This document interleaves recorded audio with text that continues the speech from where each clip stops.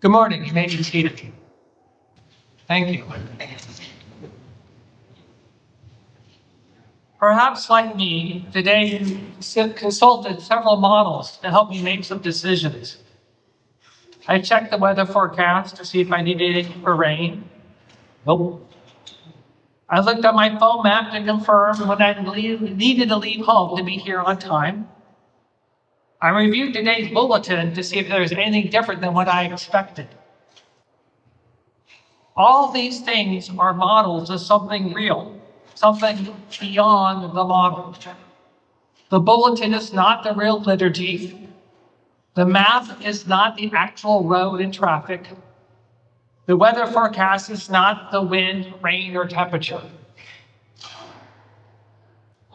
Yet, how many of us have been caught out in the rain without an umbrella and said, "The forecast said it wasn't going to rain"?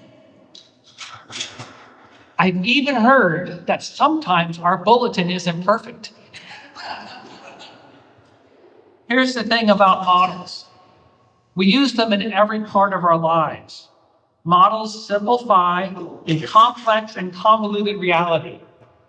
We make decisions and take actions based upon our models. Yet because our models simplify and focus, they are, by design, incomplete.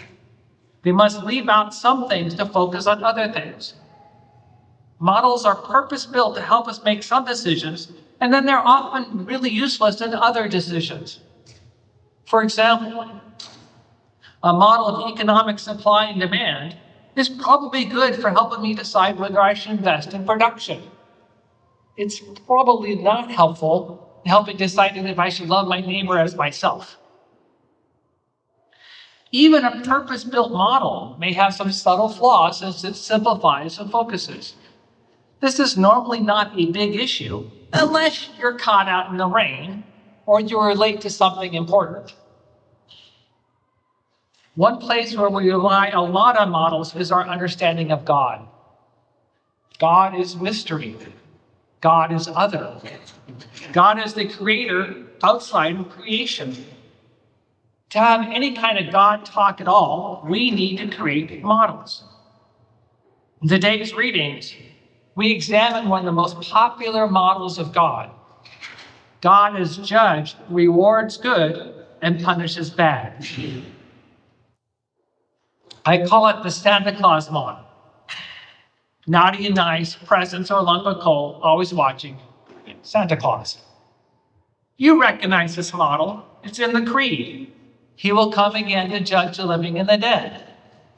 The Santa Claus model is very important. It allows us to make decisions. It gives us a moral compass. We use it to talk about God, but still, it's a model. We need to be careful not to confuse the model with the mystery, the other, God and God's self. Job and his friends confused the model with the reality of God. You might have recognized today's reading as it quotes from page 491 of the Book of Common Prayer. The entire book of Job is a meditation on the Santa Claus model. The day's selection from Job, Job is yelling at the top of his lungs that God is wrong, that God is violating the Santa Claus model. Job has been nice, and he's getting a lump of coal. All his friends think he must have done something to put him on the naughty list. Job's only hope is that someday he'll be vindicated, and even God will say, "Yeah, you should have been on the nice list."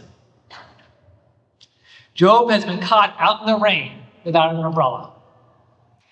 Job and his friends are believing their model of God over what reality is showing them. In the psalm, we hear a cry to God of the Santa Claus model to do what God should do and protect the psalmist, who says they've been good all year and have not tormented their parents. In the reading from 2 Thessalonians, the school of Paul is dealing with Paul's own spin on the Santa Claus model. In 1 Thessalonians, Paul is sure that Jesus is coming to judge the world any day now, next month at the latest. Separate out the naughty from the nice. Don't bother getting married or having children.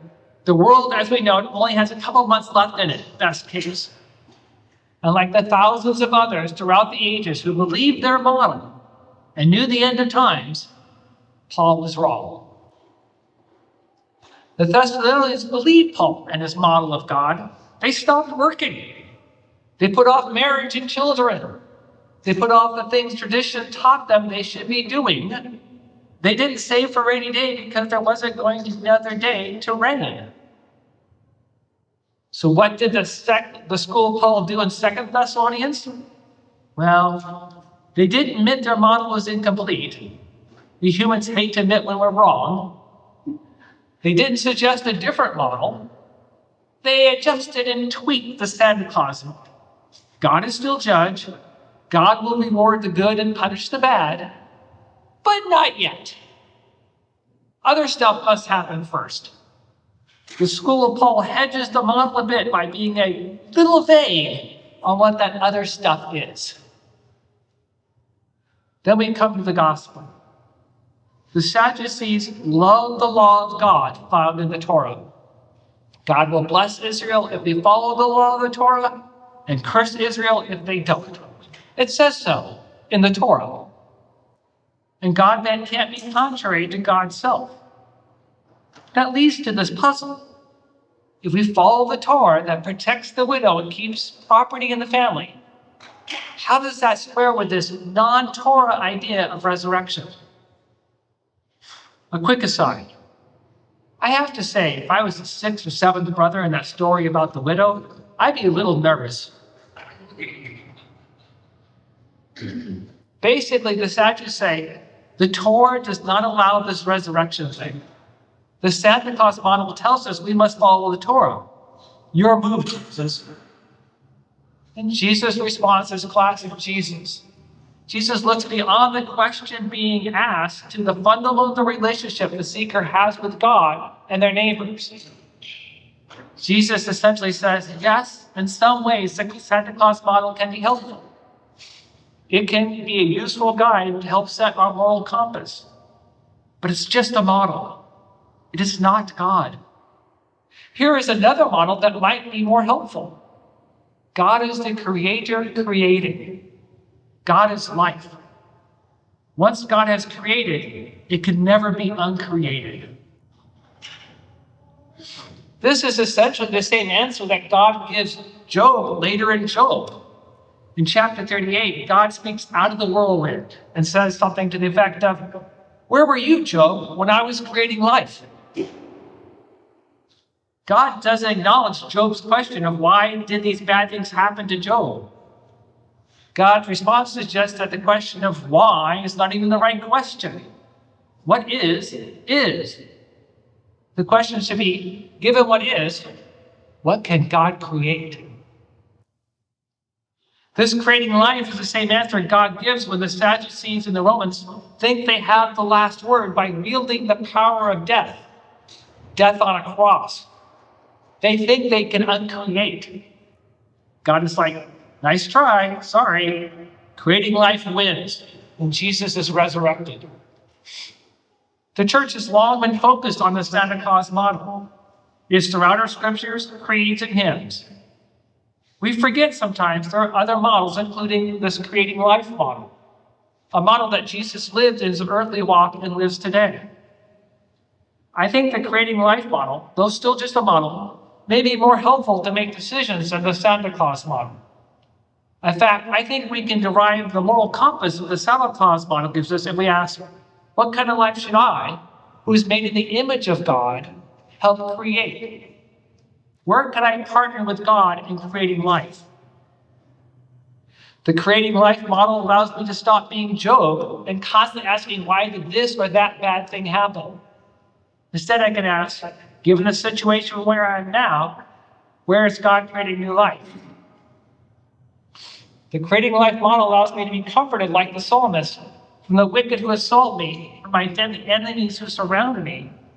As Jesus' resurrection tells me, those who wield fear, violence, and death cannot uncreate.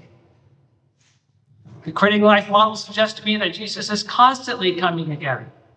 I do not need to wait for the Santa Claus model to be fulfilled at the end of times.